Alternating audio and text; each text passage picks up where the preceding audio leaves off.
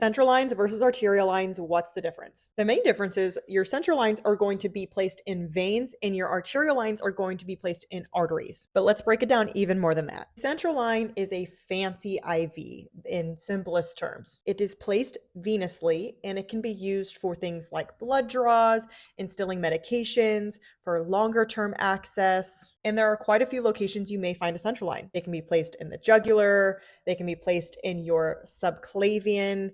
You can place a PICC line, which is peripherally inserted, and also in the femoral. Central lines are a larger bore catheter than your traditional IV catheters, and they will terminate in the SVC, your superior vena cava, or your IVC, your inferior vena cava, which both are the closest veins to the heart. This, on the other hand, is an arterial line. We do not instill medications traditionally through an arterial line, with the exception of very, very few things, but in general, we do not give meds through arterial lines. They can be used to draw blood off of. We can also monitor a patient's continuous blood pressure. Arterial lines need to be hooked up to pressurized tubing and connected to a saline bag that continuously flows through the patient's artery. Arterial lines are most commonly placed in the radial artery, but you may see them placed in a brachial artery or even a femoral artery. Besides the location and the setup, one big difference you will notice in the blood return on a central line versus arterial line is the color. Central line blood is going to be darker and arterial line is going to be much brighter because it is oxygenated. These are just some quick differences between the two.